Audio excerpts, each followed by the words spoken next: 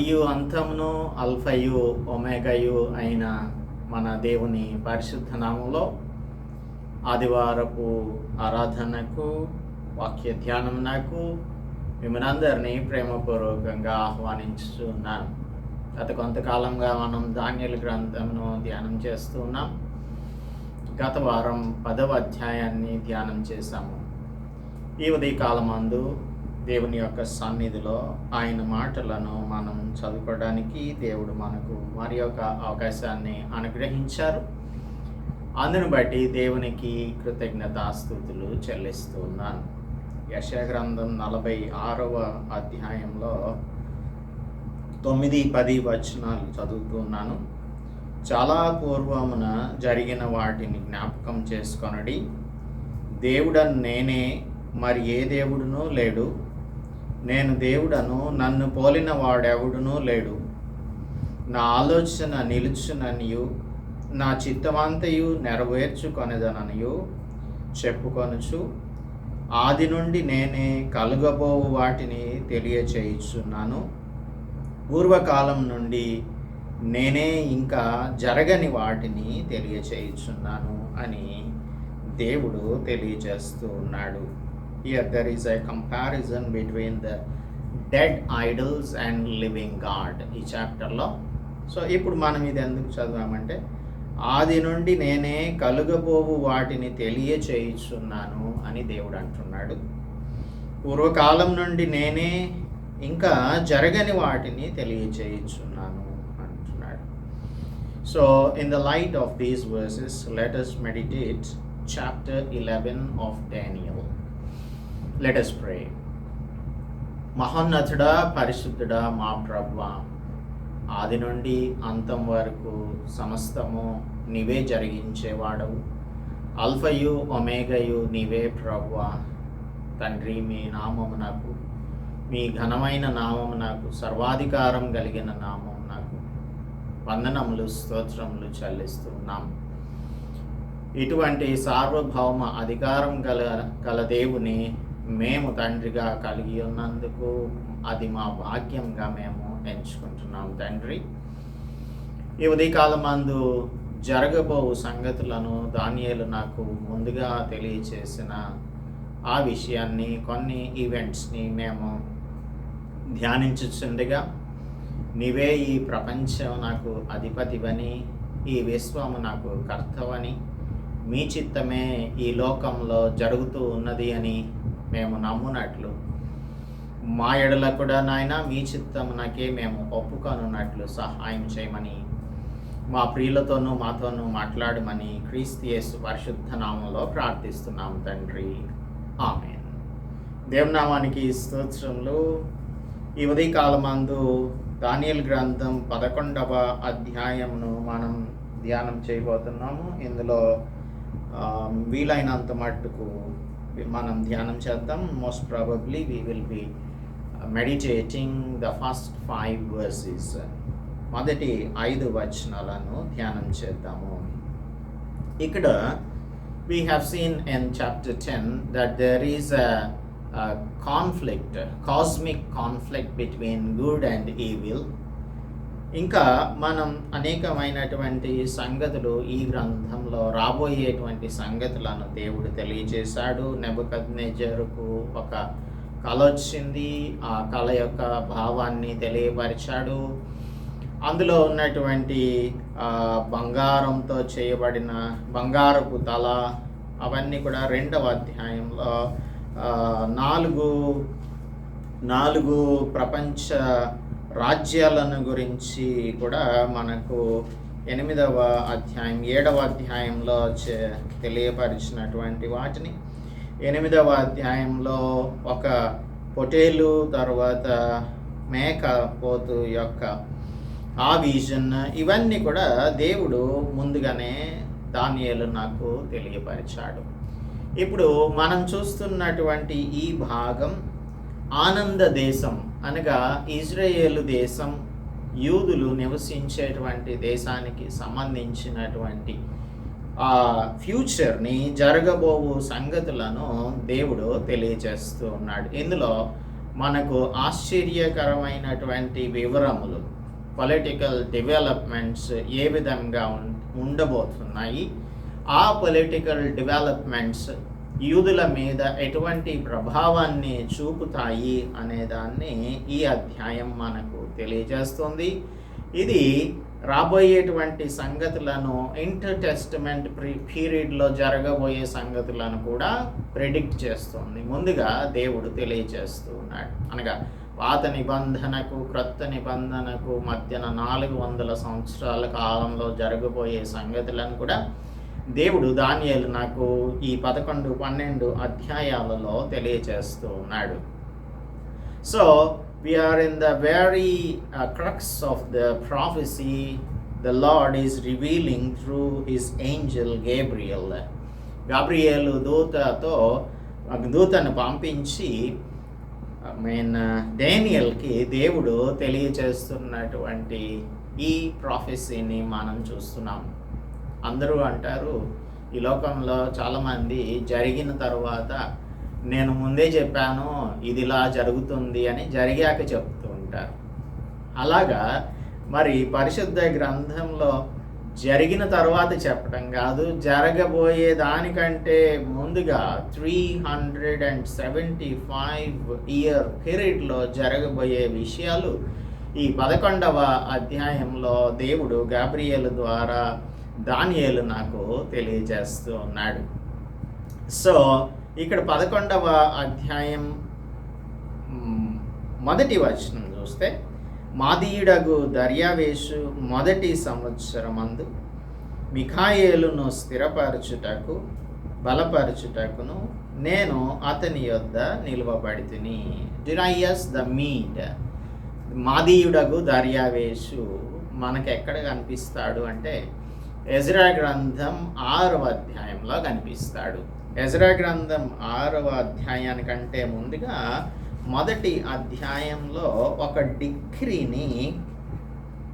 Decree రాజైన కోరేషు ఇచ్చినట్లు మనం చదువుకుంటాం. ఎజ్రా గ్రంథం మొదటి అధ్యాయంలో పారసీకపు రాజైన కోరేషు ఏలుబడిలో మొదటి సంవత్సరంలో ఒక డిక్రీ రాయబడింది. ఆ డిక్రీ ఏంటి అంటే, యూదులైన వారందరూ కూడా తమ దేశమునకు తిరిగి వెళ్ళవచ్చు, అక్కడకు వెళ్ళి దేవుని యొక్క మందిరమును పునర్నిర్మించుకోవాలి అని రాజైన కోరేషు తెలియజేశాడు. కోరేషును దేవుడు నా మంద కాపరి, నా చిత్తమంతా నెరవేర్చువాడు అని ముందుగానే ప్రవక్త అయిన యెషయా ద్వారా ప్రవచనంలో తెలియజేశాడు 44వ అధ్యాయంలో. సో ఆ కోరేషును ప్రేరేపించినప్పుడు ఈ డిక్రీని ఇచ్చాడు. అయితే ఈ డిక్రీలో వారందరూ కూడా తిరిగి వెళ్ళొచ్చు. అలాగే స్వేచ్ఛార్పణలు 4వ వచనంలో దేవుని మందిరం కట్టించుటకై స్వేచ్ఛార్పణను కాక ఆయా స్థలములలోని వారు తమ యొద్ద నివసించు వారికి వెండి బంగారం వస్తువులను పశువులను ఇచ్చి సాయం చేయాలి అని ఆజ్ఞాపించాడు. సో ఈ విధంగా ఆజ్ఞాపించిన తరువాత మనందరికీ కూడా బాగా తెలుసు, 49,897 మంది యూదులు తమ దేశమునకు అనగా యెరూషలేమునకు తిరిగి వెళ్ళారు. అయితే ఈ మధ్యలో కొన్ని ఆటంకాలు వచ్చాయి. ఆటంకాలు వచ్చినప్పుడు ఒక లెటర్ అప్పుడు రాజుగా ఉన్న దర్యావేషునకు, అనగా ఇప్పుడు మనం చదువుకుంటున్నామే మాదీయుడగు దర్యావేషుకు ఒక లెటర్ని కొందరు రాశారు. ఈ లెటర్ రాసినప్పుడు అది మనం 5వ అధ్యాయం 7వ వచనంలో చదువుకోవచ్చు. అప్పుడు రాజైన దర్యావేషు ఒక ఆజ్ఞ ఇచ్చాడు. ఆ ఆజ్ఞ ఎక్కడ కనిపించింది? ఆ ఆజ్ఞ ఇచ్చినందున బబులోనులో ఖజానాలోని దస్తావేజుల కొట్టులో వెతికగా అని అక్కడ రాయబడి ఉంటుంది. సో రాజైన కోరేషు ఏలుబడిలో మొదటి సంవత్సరమందు అతడు యెరూషలేములో ఉండు దేవుని మందిరంను గురించి నిర్ణయించినది అని 6:3 చెప్తుంది. సో 6:8 చూద్దాము. 6:8 అనగా కోరేషు ఇచ్చిన ఆ ఆజ్ఞను లేదు అంటే ఆ డిక్రీని పునరుద్ఘాటిస్తూ ఉన్నాడు మాదీయుడకు దర్యావేషు. 6:8 చూద్దాము. మరియు దేవుని మందిరమును కట్టించున్నట్లుగా యూదుల యొక్క పెద్దలకు మీరు చేయవలసిన సహాయమును గూర్చి మేము నిర్ణయించినదేమనగా, రాజు యొక్క సొమ్ములో నుండి అనగా నది అవతల నుండి వచ్చిన పన్నులో నుండి వారు చేయు పని నిమిత్తం తడువు ఏమాత్రమును చేయక వారి ప్రయమునకు కావలసిన దాన్ని ఇయ్యవలను. అనగా the total expenditure that is incurred for rebuilding the temple at Jerusalem must be given from the royal treasury అని రాజుగారి ఖజానాలో నుంచి ఇది ఇవ్వాలి అని చెప్పాడు. ఇంకా 10వ వచనం, వారికి కావలసినదంతయు ఇయ్యవలెను అంటున్నాడు. 11వ వచనం, ఇంకయు నేను నిర్ణయించినదేమనగా, ఎవడైనను ఈ ఆజ్ఞను భంగపరిచిన ఎడల వాని ఇంటి వెన్నుగాడి ఊడదీయబడి నిలువనెత్తబడి దాని మీద వాడు ఉరి తీయింపబడును. ఆ తప్పును బట్టి వాని ఇల్లు పెంట రాసి చేయబడును. 12వ వచనం, ఏ రాజులే గాని ఏ జనులే గాని ఈ ఆజ్ఞను భంగపరిచి యెరూషలేములోనున్న దేవుని మందిరమును నశింప చేయుటకై చేయి చాపిన ఎడల నా నామమును అక్కడ ఉంచిన తన నామమును అక్కడ ఉంచిన దేవుడు వారిని నశింప చేయును. దర్యావేషు అను నేనే ఈ ఆజ్ఞ ఇచ్చితిని మరియు అతి వేగంగా జరగవలెనని వ్రాయించి అతడు తాకీదు పంపించను. సో సైరస్ ఇచ్చిన ఆజ్ఞను రీఇటరేట్ చేసి దాన్ని స్ట్రెంథెన్ చేసి దానిని అమలు పరిచేలాగా చేశాడు రాజైన దర్యావేషు. ఆదికాండం గ్రంథం 12వ అధ్యాయం 3వ వచనంలో దేవుడు అబ్రహాముతో మాట్లాడుతూ, నిన్ను ఆశీర్వదించే వారిని ఆశీర్వదించదను అని చెప్పారు. నిన్ను ఆశీర్వదించు వారిని నేను ఆశీర్వదించదను. ఇప్పుడు దర్యావేషు ఈ అబ్రహాము సంతానమును ఆశీర్వదించున్నట్లుగా తమ దేశంలో తమ దేవుని యొక్క మందిరమును పునర్నిర్మించుకొనుటకు రాజుగారి ఖజానాలో నుంచి సమస్తము కూడా కంప్లీట్ ఎక్స్పెండిచర్ని పే చేయాలి అని తానిచ్చిన ఆజ్ఞను బట్టి దేవుని యొక్క దూత దర్యావేషు రాజ్యమును కాపాడుతూ ఉన్నాడు. సో ఇక్కడ మనం చదువుకున్నామే 10వ అధ్యాయం 20వ వచనంలో, అతడు నేనెందుకు నీ వద్దకు వచ్చితినో అది నీకు తెలిసినది కదా, నేను పారసీకుడగు అధిపతితో యుద్ధం చేయుటకు మరలా పోయేదను, నేను బయలుదేరుచుండగా గ్రీకేయుల దేశం యొక్క అధిపతి వచ్చును, అయితే సత్యగ్రంథమందు వ్రాసినది నీతో చెప్పెదను, మీ అధిపతియగు మిఖాయేలు గాక ఈ సంగతులను గూర్చి నా పక్షంగా నిలువ తెగించిన వాడొక్కడు కూడా లేడు అని 11వ వచనంలో, మాదీయుడగు దర్యావేషు మొదటి సంవత్సరమున మిఖాయేలును స్థిరపరచుటకును బలపరచుటకును నేను నిలువబడితిని. అంటే బిహైండ్ ద స్క్రీన్ జరుగుతున్నది ఏంటంటే, ఈ Persian and Greek demonic powers, evil ఫోర్సెస్కి వ్యతిరేకంగా ఏంజలిక్ హోస్ట్స్ అనగా హోలీ ఏంజల్స్ని దేవుడు కాపులా అనుగ్రహించాడు. దర్యావేషు యొక్క రాజ్యాన్ని కాపాడుతూ ఉన్నాడు అన్న సంగతిని మనము చదువుకోవచ్చు, మనం అర్థం చేసుకోవచ్చు. ఆ సత్యము ఇంకా the truth is going to be revealed. ఇప్పుడు సత్యమును నీకు తెలియజేయుచున్నాను. I'm going to tell you what is gonna happen. ఏమనగా ఇంకా ముగ్గురు రాజులు పారసీకం మీద రాజ్యం చేసిన పిమ్మట అందరికంటే అధిక ఐశ్వర్యము కలిగిన నాలుగవ రాజు ఒకడు వచ్చును అని చెప్తున్నాడు. 3 more kings are going to rule in the Persian kingdom. వాళ్ళెవరు అని అంటే మనం చరిత్రలో చూసినట్టయితే 530 నుంచి 522 బీసీ వరకు పరిపాలించిన క్యాంబిసిస్ ద సెకండ్, ఆ తర్వాత స్మర్డిస్ అని 522 బీసీలో ఒక షార్ట్ పీరియడ్ ఆఫ్ టైం తాను పరిపాలన చేశాడు. ఆ తర్వాత డెరైయస్ హిస్టెస్పిస్ అని, అంటే ఇప్పుడు మాదీయుడగు దార్యావేషు కాదు, ఇంకొక దార్యావేషు, ఆ రాజు డెరైయస్ హిస్టెస్పిస్ అని అంటాము. 522 నుంచి 486 బీసీ వరకు పరిపాలన చేశాడు. ఆ తర్వాత కింగ్ జర్జెస్ అనగా ఎస్తేర్ గ్రంథంలో మనం చూచేటువంటి అహశ్వరోషు అనే రాజు 486 నుంచి 464 బీసీ వరకు పరిపాలన చేసినట్లుగా చరిత్ర మనకు చెప్తుంది. ఇక్కడ ఆ ముగ్గురు రాజులు క్యాంబిసిస్, స్మర్డిస్ అండ్ డెరైయస్ హిస్టెస్పిస్, వీరు ముగ్గురు వస్తారు. ఆ తర్వాత ఇంకొక రాజు పారసీకం మీద రాజ్యం చేసిన పిమ్మట అందరికంటే అధిక ఐశ్వర్యం కలిగిన 4వ రాజు ఒకడు వస్తాడు. ఆయన యొక్క ఆర్మీ అనగా అహశ్వరోషుగా పిలువబడుతున్న జర్జెస్, ఈ జర్జెస్ యొక్క ఆర్మీ ఎంత అంటే 52,83,220 మంది కాకుండా ఇంకొక 3 లక్షల మంది ఆఫ్రికన్ సోల్జర్స్ ఆయనకు ఉండేటువంటి వారు. ఇంకా బోలెడంత ఆస్తి, బంగారం, వెండి, వెలగల రాళ్ళు ఇవన్నీ కూడా అహశ్వరోషు దగ్గర ఉండేవి.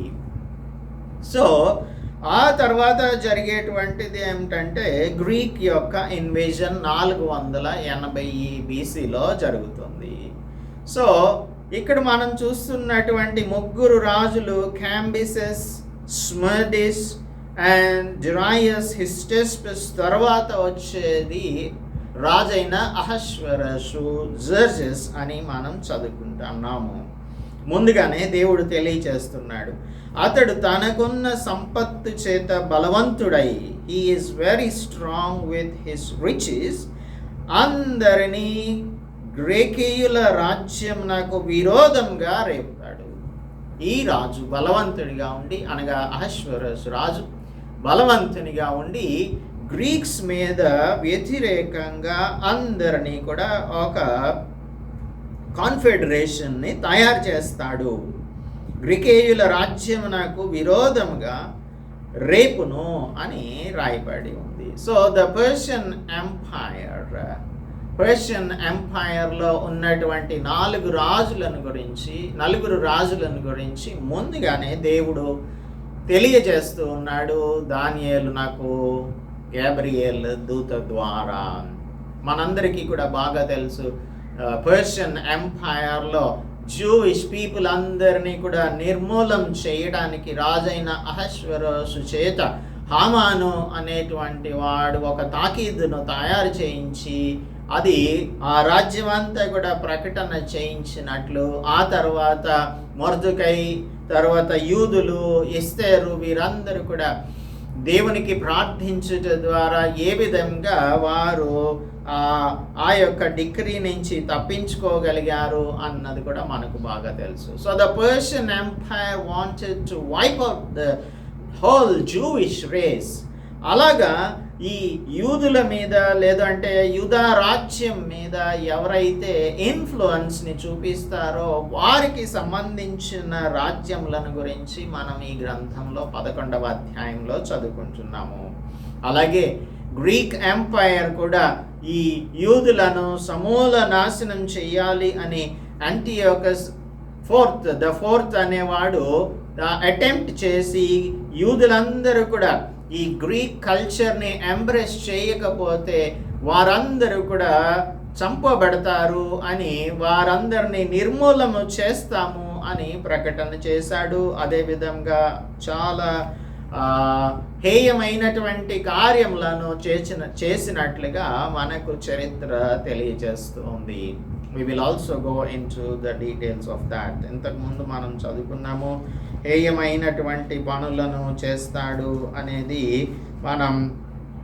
మనం ఇంతకుముందు 7వ అధ్యాయంలో చదువుకున్నాము. అయితే మహోన్నతుని పరిశుద్ధులే రాజ్యాధికారం పొందుతారు అని 7:18లో రాయబడి ఉన్నటువంటి మాటను మనం జ్ఞాపకం చేసుకోవాలి. 3వ వచనంలో, అంతలో శూరుడగు ఒక రాజు పుట్టి మహావిశాలమైన రాజ్యమునేలి ఇష్టానుసారంగా జరిగించును. ఇక్కడ మనకు చాలా సింపుల్గా తేల్చేశాడు, కానీ ఇది అలెగ్జాండర్ ద గ్రేట్ అనేటువంటి వాడు 2:39లో ద బ్రాంజ్ కింగ్డమ్ అనగా ఇత్తడి వంటి రాజ్యం అని చెప్పబడినటువంటి రాజ్యం గ్రీక్ కింగ్డమ్.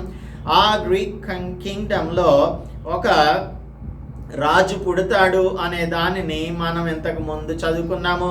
8వ అధ్యాయంలో మొదటి భాగంలో చెప్పబడినటువంటి దానిని మరలా ఆ తర్వాత ఎక్స్ప్లెయిన్ చేసినట్టుగా 21వ వచనం చెప్తుంది. బొచ్చుగల ఆ మేకపోతు గ్రీకుల రాజు. 5-8 వరకు చదువుకుంటే 8వ అధ్యాయంలో ఈ విషయాలు ఉంటాయి. ఆ బొచ్చుగల మేకపోతు గ్రీకుల రాజు, దాని 2 కన్నుల మధ్యనున్న ఆ పెద్ద కొమ్ము వారి మొదటి రాజును సూచించుచున్నది, అనగా అలెగ్జాండర్ ద గ్రేట్ని సూచిస్తుంది. అది పెరిగిన పిమ్మట దానికి బదులుగా 4 కొమ్ములు పుట్టినవి కదా. 4 రాజులు ఆ జనంలో నుంచి పుట్టుదురు. వారు అతనికి ఉన్న బలం గలవారుగా ఉండరు. వారి ప్రభుత్వం యొక్క అంతంలో వారి అతిక్రమములు సంపూర్ణమవుచుండగా క్రూర ముఖము గలవాడొకడు యుక్తి గలవాడై యుండి ఉపాయం తెలుసుకొను ఒక రాజు పుట్టును. అతడు గెలుచును గాని తన స్వబలం చేత గెలవడు. ఆశ్చర్యంగా శత్రువులను నాశనం చేయడందు అభివృద్ధి పొందుచు ఇష్టమైనట్టుగా జరిగించుచు బలవంతులను అనగా పరిశుద్ధ జనమును నశింపచేయును. ఇది ఈ రాజు ఎవరు అంటే, ఉపాయం తెలుసుకున్న ఒక రాజు అంటే అంటియోకస్ని గురించి ఇది తెలియజేస్తుంది. So the whole scene, the whole scenario, what is gonna happen అనేది గ్రీక్ కింగ్డమ్లో ఏం జరుగుతుంది అనేది ఇక్కడ చెప్పబడి ఉన్నది కదా. సో ఈ ఎక్స్ప్లెనేషన్ అంతా కూడా దీనికి రిలేటెడ్గానే చెప్పబడుతుంది. 11:3లో అంతలో శూరుడగు ఒక రాజు అంటే Alexander the great, within the span of 8 years he conquered the world from Europe to Asia. ఐరోపా నుంచి ఏషియా వరకు 8 సంవత్సరాల వ్యవధిలో అత్యంత బలవంతునిగాను చాలా ఫాస్ట్గాను తాను ఈ రాజ్యములన్నింటినీ కూడా జయించాడు. మహావిశాలమైన రాజ్యమును ఏలి ఇష్టానుసారంగా జరిగించును. అతడు రాజైన తర్వాత అతని రాజ్యం శిథిలమైపోతుంది. We all know at the age of 32 సంవత్సరాల వయసులో అలెగ్జాండర్ ద గ్రేట్ ఒక డ్రంకన్ పార్టీ తర్వాత ఫీవర్తో చనిపోయాడు అనేది చరిత్ర తెలియజేస్తుంది. ఆఫ్టర్ హిస్ డెత్, అతని మరణం తర్వాత ఆకాశపు నలుదిక్కుల విభాగింపబడును. 4 generals will take over the Greek kingdom or the Greek empire. ఇంకా అక్కడ మనకు చెప్పబడుతున్నది ఏంటంటే, అది అతని వంశపు వారు కానీ అతడు ప్రభుత్వం చేసిన ప్రకారం ప్రభుత్వం చేయువారికి కానీ విభాగింపబడదు. అది అతని ప్రభుత్వం వేరుతో పెరికి వేయబడును. అతని వంశపు వారు దానిని పొందరు కానీ అన్యులు పొందుదురు. అలాగే అలెగ్జాండర్ ది గ్రేట్ వంశపు వారు ఆ తర్వాత శిథిలమైపోయారు. ఎవ్వరు కూడా రాజ్యాధికారంలోనికి రాలేదు.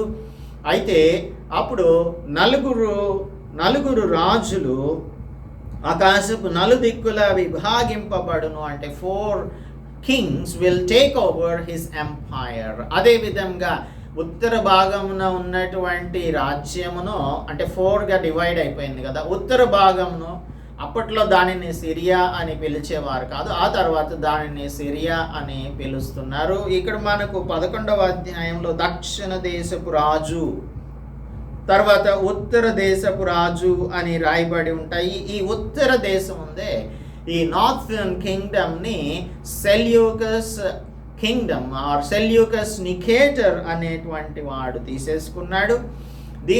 దీనిని ఈ Seleucus he took over the kingdom of the north. Syria తర్వాత సిరియాగా పిలువబడుతుంది. ఇది సెల్యూకస్ చేతిలోనికి వెళ్ళింది. సదర్న్ కింగ్డమ్ అనగా ఈజిప్ట్, ఐగుప్తు దేశం అని రాయబడి ఉంటుంది పరిశుద్ధ గ్రంథంలో. దీనిని టోలమీ అనేటువంటి వాడు, టోలమీ సోటర్ అని అంటాం. సోటర్ అంటే సేవియర్ అని, రక్షకుడైన టోలమీ అని పిలుస్తూ ఉండేవారు. ఈయన ఈ ఈజిప్ట్ దేశాన్ని అనగా సదర్న్ కింగ్డమ్ని occupy, southern part of the కింగ్డమ్ని తన యొక్క గ్రిప్లోనికి తీసుకున్నాడు. అలాగే వెస్టర్న్ పార్ట్నేమో కెసాండర్, ఈస్టర్న్ పార్ట్ని తూర్పు భాగమును లైసిమేకస్ అనేటువంటి రాజు ఆక్రమించుకున్నాడు. అలాగా వీరందరూ కూడా 4 రాజులు 4గా గ్రీక్ ఎంపైర్ని డివైడ్ చేసి వారి యొక్క రాజ్యములను ఏర్పాటు చేసుకున్నారు. అయితే ఇక్కడ మనకు ఈ northern kingdom and southern kingdom, దక్షిణ దేశం ఉత్తర దేశం గురించే ఫోకస్ చేయబడి ఉంది. అనగా Seleucid empire in the north and Ptolemaic empire in the south. Seleucids పరిపాలించేటువంటి ఆ ఉత్తర భాగం, అలాగే దక్షిణ భాగం టోలమీ తన యొక్క డైనాసిటీ పరిపాలించేటువంటి ఆ దక్షిణ భాగం గురించి మాత్రమే ఇక్కడ ఫోకస్ చేయబడింది. ఎందుకు అంటే they were constantly fighting over the promised land. ఈ వాగ్దాన భూమి లేదంటే ఆనంద దేశం అని పిలువబడుతున్న ఈ యూదా దేశం మీద వారి యొక్క కాన్సన్ట్రేషన్ ఉంది. వారు దానిని ఏదో ఒక విధంగా ఫైట్ చేసి వారి యొక్క అధీనంలోనికి తీసుకొని వెళ్ళిపోవాలి అనేటువంటి ఉద్దేశం ఉంది వారికి. ఎందుకంటే it is between the centres of power. అధికారమునకు కేంద్ర స్థానంగా ఆ ప్రదేశం ఉంది కనుక దానిని గురించి ఫైట్ జరుగుతూ ఉండేది. సో కాన్సన్ట్రేషన్ దేని మీద ఉంది? ఉత్తర భాగం, ఉత్తర రాజ్యం, అలాగే దక్షిణ రాజ్యం, దక్షిణ దేశం అని కూడా మనం చెప్పొచ్చు. దీని మీదకి కాన్సన్ట్రేషన్ ఎందుకు వచ్చిందంటే they had there influence on the kingdom of God. దేవుని యొక్క పిల్లలుగా పిలువబడుతున్న యూదుల యొక్క రాజ్యం మీద వారు తమ యొక్క అధికారమును ఏదో ఒక విధంగా ప్రభావాన్ని చూపించాలని అనుకుంటున్నారు. ఇది సుమారుగా 150 సంవత్సరాల ఒక వార్ఫేర్ జరుగుతుంది. 150 సంవత్సరాల పాటు ఈ సెల్యూసిడ్స్ టోలమీస్కి మధ్యన. ఆ 150 సంవత్సరాల చరిత్రలో ఈ 2 డైనాసిటీస్ యూదులను చాలా ప్రభావితం చేశారు. యూదులు ఎలాగా ఉన్నారు అని అంటే they were between the anvil and the hammer అని అంటామే. అంటే కంసాలి యొక్క దిమ్మ ఉంటుందా, కంసాలి యొక్క దిమ్మ, దానిని దాగలి అంటారు. ఆ కంసాలి యొక్క దిమ్మ తర్వాత సుత్తి హ్యామర్కి మధ్యన యూదులు నలిగిపోయారు అని చెప్పేదానికి సాదృశ్యంగా ఈ సెల్యూసిడ్ ఎంపైర్కి టోలెమైక్ ఎంపైర్కి మధ్యన యూదులు నలిగిపోయినటువంటి సంగతిని మనం ఇక్కడ తెలుసుకుంటాము. So that is the reason why these two kingdoms are focused. ఈ రెండు రాజ్యముల యొక్క కార్యకలాపాలు మాత్రమే ఎందుకు మెన్షన్ చేయబడ్డాయి అంటే, these are the two kingdoms that had great influence on the kingdom of the Jews. యూదుల యొక్క రాజ్యం మీద వారి యొక్క ప్రభావాన్ని చూపించారు. 5వ వచనం చదువుదాం. అయితే దక్షిణ దేశపు రాజును అతని అధిపతులలో ఒకడును బలం పొందెదరు, అతడు ఇతని కంటే గొప్పవాడై ఏలును, అతని ప్రభుత్వం గొప్ప ప్రభుత్వం అగును. దక్షిణ దేశపు రాజు, దక్షిణ దేశంలో ఉన్నటువంటి రాజు పేరు టోలమీ. సోటర్ అంటే సేవియర్ అని అనుకున్నాం కదా. ఈ టోలమైక్ ఆర్ టోలమిక్ కింగ్డమ్, టోలమీస్ ఇక్కడ రాజ్యం చేస్తున్నారు కదా దక్షిణ దేశం అనగా ఈజిప్ట్ దేశంలో. అతని అధిపతులలో ఒకడును బలం పొందెదరు, ఇతని కంటే గొప్పవాడయ్యేలును. ఈ టోలమీ కంటే ఇంకా వారి యొక్క ప్రిన్స్, టోలమీలో ఉన్న ప్రిన్స్, ఆ ప్రిన్స్ ఎక్కువ డొమినియన్ని లేదు అంటే ఎక్కువ బలాన్ని పొందుకుంటాడు అని ఇక్కడ మనకు దైవ గ్రంథం తెలియజేస్తుంది. అలాగనే ఈ టోలమైక్ కింగ్డమ్లో ఈ ఒక రాజు బలం పొంది గొప్పవాడయి అతని ప్రభుత్వాన్ని గొప్ప ప్రభుత్వంగా అతను ఎస్టాబ్లిష్ చేశాడు. ఈ విధంగా the southern Kingdom is established as a powerful Kingdom. ఒక గొప్ప అధికారం కలిగినటువంటి రాజ్యంగా ఈ సదర్న్ కింగ్డమ్, దక్షిణ దేశం అభివృద్ధి చెందింది, లేదు అంటే ఎస్టాబ్లిష్ అయ్యింది అని మనం చరిత్రలో కూడా చూడవచ్చు.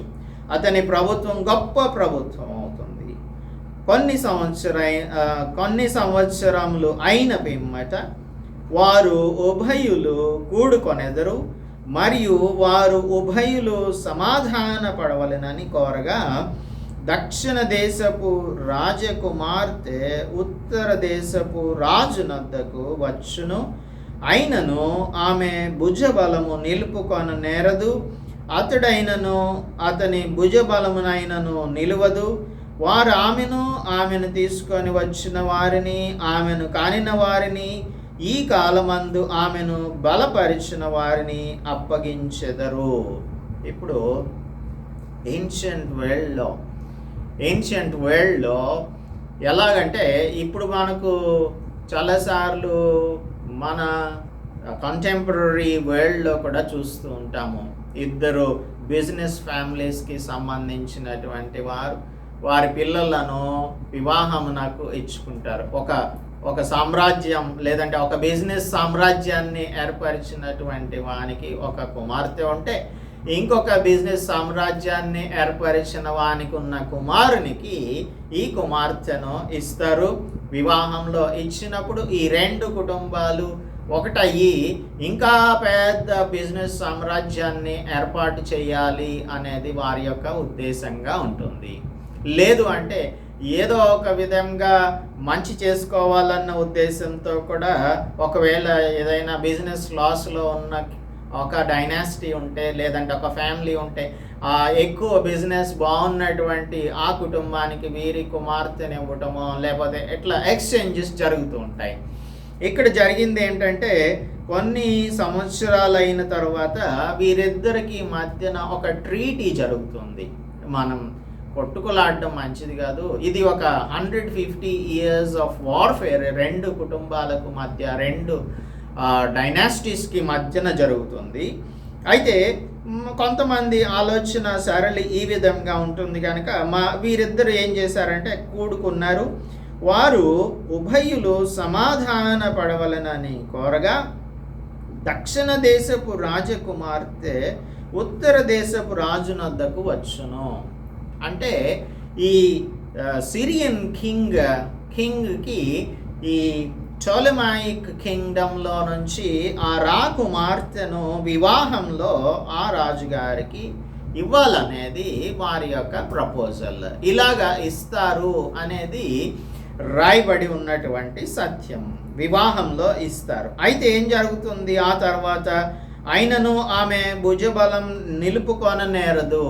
ఆమె అంతగా ఈయన అనుకున్నటువంటి రీతిలో వారిద్దరి మధ్యన శాంతి నెలకొల్పడానికి ఆమె ఎక్కువ ఏమీ చేయలేకపోయింది. ఇంకా గొడవలు ఇంకా ఎక్కువైపోయినాయి.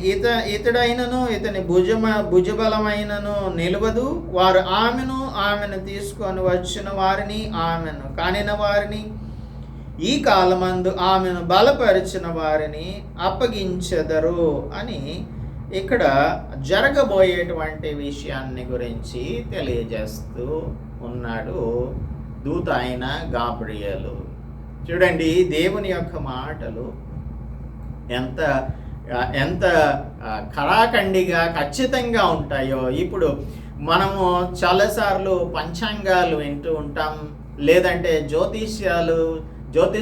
జ్యోతిష్యం చెప్పటాన్ని వింటూ ఉంటాం.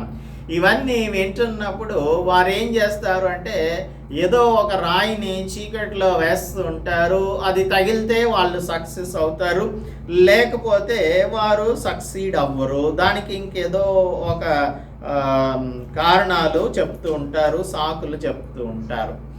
సో ఈ విధంగా పంచాంగాలు చెప్పేవాళ్ళు, జ్యోతిష్యాలు చెప్పేవాళ్ళు, సోది చెప్పేవాళ్ళు, ఇటువంటి వాళ్ళు అనేక మంది ఉంటూ ఉంటారు. అయితే దేవుని యొక్క ప్రాఫెసీస్ ఉన్నాయే, ఇవన్నీ కూడా ఆయన ముందుగానే మనకు తెలియజేస్తూ ఉన్నాడు. ఆ తెలియజేసినటువంటి విషయాలు దేవుని యొక్క మాటలలో మనకు స్పష్టంగా కనిపిస్తూ ఉన్నాయి. యెషయా గ్రంథం 41వ అధ్యాయం 21 నుంచి 23 వరకు చదువుకున్నట్లయితే, వ్యాజ్యమాడుడి అని యెహోవా అనుచున్నాడు, మీ రుజువు చూపించుడి అని యాకోబు రాజు చెప్పుచున్నాడు. జరగబోవు వాటిని విశదపరచి మా ఎదుట తెలియచెప్పుడి, పూర్వమైన వాటిని విశదపరచుడి. మేము ఆలోచించి వాటి ఫలం తెలుసుకొనున్నట్లు వాటిని మాకు తెలియచెప్పుడి. లేని ఎడల రాగల వాటిని మాకు తెలియచెప్పుడి. ఇక మీదట రాబోవు సంగతులను తెలియచెప్పుడి. అప్పుడు మీరు దేవతలని మేము ఒప్పుకొందము అని ఈ మాయా సంతానం లేదంటే మాయా విగ్రహాలను ఎవరైతే అనుసరిస్తూ ఉన్నారో వారికి ఒక ఛాలెంజ్ని దేవుడు వేస్తూ ఉన్నాడు. ఏంటి అంటే, మీరందరూ చెప్పేదంతా కూడా ఊహాజనితమైనది. మీరు పూర్వం జరిగిన వాటిని చెప్పలేరు, రాబో సంగతులను కూడా మీరు తెలియచేయలేరు. ఎందుకంటే యు ఆర్ యూజ్లెస్ ఐడల్స్. మీరు పనికి రానటువంటి విగ్రహాలను ఆరాధించేవారు. నిజమైన దేవుడు, సజీవుడైన దేవుడు, ఆయన సమస్తమునకు దేవుడై ఉన్నాడు. ఆయన గతానికి దేవుడు, భవిష్యత్తుకు దేవుడు, వర్తమానానికి దేవుడు అని తెలియజేస్తూ ఉన్నాడు. So prove yourself if you are really gods. మీరు కనుక నిజంగా దేవతలు, దేవుళ్ళు అయితే మీరు పూర్వమైన వాటిని విశదపరిచి చెప్పండి. లేదు అంటే రాగల వాటినైనా తెలియచేయండి, మాకు జరిగిన వాటినైనా చెప్పండి, జరగబోయే వాటినైనా మీరు చెప్తే అప్పుడు మేము దేవతలని మిమ్మల్ని ఒప్పుకుంటాం అని దేవుడు ఒక ఛాలెంజ్ చేస్తూ ఉన్నాడు. ఈ ఉదయకాలం అంటూ మనకు చాలామంది క్రైస్తవులు కూడా ఇటువంటి పనులనే చేయటాన్ని చూస్తూ ఉంటాం. ఈ చేతిని చూచి చెప్పేటువంటి వారు ఉంటారు కదా, ఈ వారి దగ్గరికి పామిస్ట్రీ అని అంటాం. దానిని చెప్పే వారి దగ్గరకు వెళ్ళే క్రైస్తవులు ఉంటారు, సోది చెప్పించుకోవడానికి వెళ్ళే క్రైస్తవులు ఉంటారు, జ్యోతిష్యం చెప్పించుకునే క్రైస్తవులు ఉంటారు, చిలక పస్తీ చెప్పించుకునే క్రైస్తవులు ఉంటారు. ఇంకా అడ్వాన్స్డ్గా ఎలా ఉంటారు అని అంటే, తమను తాము ప్రవక్త్రులుగా ప్రకటించుకునే స్వీయ ప్రకటిత ప్రవక్త్రుల దగ్గరికి వారు వెళ్ళి దేవుడు ఏం చెప్తున్నాడో మాకు తెలియచేయండి, మీరు కనుక్కొని మాకు చెప్పండి అని అడిగేటువంటి రిఫైన్డ్ క్రిస్టియన్స్గా మారిపోయినటువంటి ఈ కాలంలో నిజమైన దేవుడు, ద లివింగ్ గాడ్, ఆయన గతానికి, వర్తమానానికి, భవిష్యత్తుకు దేవుడైన వాడు చెప్పినటువంటి మాటలు ఈ పరిశుద్ధ గ్రంథంలో రాయబడి ఉన్నాయి. వీటిని మనం తెలుసుకొని చరిత్రతో దానిని కంపేర్ చేసుకుంటే ఆయన చెప్పిన ప్రాఫెసీస్ అన్నీ కూడా 135 ఫుల్ఫిల్డ్ ప్రామిసెస్ ఈ 11వ అధ్యాయంలోనే కనిపిస్తాయి. 135 జరిగినటువంటి ప్రవచనాలు, నెరవేర్పు అయిపోయినటువంటి ప్రవచనాలను మనం ఈ 11 చాప్టర్లో మాత్రమే చూడగలుగుతాం. ఇంకా అనేకమైనటువంటి ప్రవచనాలు, దేవుని యొక్క ప్రవచనాలను మనం నెరవేరినట్టుగా పరిశుద్ధ గ్రంథంలో చూస్తాము, తర్వాత చరిత్రలో కూడా చూస్తాము. So who are we approaching? Are we approaching the living God or the dead idols? లేదు అంటే మాయ చేసి మేము దేవుని యొక్క మాటలను చెప్తాము అని తమను తాము దేవుని ప్రవక్తలుగా ప్రకటించుకుంటున్నటువంటి వారి దగ్గరకు మనం వెళ్తున్నామా? నిజమైన ప్రవక్త దానియేలు ద్వారా దేవుడు జరగబోయే సంగతులను తెలియజేశాడు. ఇవన్నీ కూడా యాజ్ ఇట్ ఈస్ జరిగాయి. So if you are so curious to know about the future, you have to go to the holy Bible. స్క్రిప్చర్లోనే దానిని మనం చదువుకోవాలి. మన సంగతి దేవుడు మనకు తెలియపరచాలి అంటే అది కూడా స్క్రిప్చర్లో నుంచి మాత్రమే మాట్లాడుతాడు. అంతేగాని ఎవ్వరి దగ్గరకు మనం వెళ్ళనవసరం లేదు. మన భవిష్యత్తును గురించి తెలుసుకోవడానికి, మన భవిష్యత్తు ఇదిగో నేను నిన్ను నా అరచేతిలో చెక్కుకున్నాను అని దేవుడు చెప్తూ ఉన్నాడు. సో మన భవిష్యత్తు మన దేవుని చేతిలో భద్రంగా ఉంది. కాబట్టి అటువంటి భద్రత మనకు ఉన్నప్పుడు మనం ఈ హలోక సంబంధమైన వాటి దగ్గరికి మాత్రమును కూడా వెళ్ళవలసిన అవసరం లేదు అని ఈ సందర్భంగా దేవుడు మనకు తెలియజేస్తూ ఉన్నాడు. మిగిలినటువంటి వచనాలను, డీటెయిల్స్ని నెక్స్ట్ వీక్ ధ్యానం చేద్దాం. మీరు 11, 12 అధ్యాయాలను ముందుగానే చదువుకొని రండి. దేవుడు మిమ్మల్ని ఆశీర్వదించును గాక. పరిశుద్ధుడా, మా ప్రియ ప్రభువా, మా రక్షక, గతంలో, వర్తమానంలో, భవిష్యత్తులో కూడా మీరే దేవుడై ఉన్నారు. సమస్తమును ఎరిగిన వారైన దేవుడు ప్రభువా. నాయన, you are the omnipresent God, omniscient God and omnipotent God ప్రభువా. సర్వమును ఎరిగిన దేవుడవు తండ్రి. మా జీవితములను కూడా ఎరిగిన దేవుడవు. సమస్తమును నీ గ్రంథంలో మా నిమిత్తమై రాయబడి ఉన్నాయి కూడా తండ్రి. ప్రభువా, మమ్మలను మీ అరచేతిలో చెక్కుకున్నానని మీరు సెలవిస్తూ ఉన్నారు.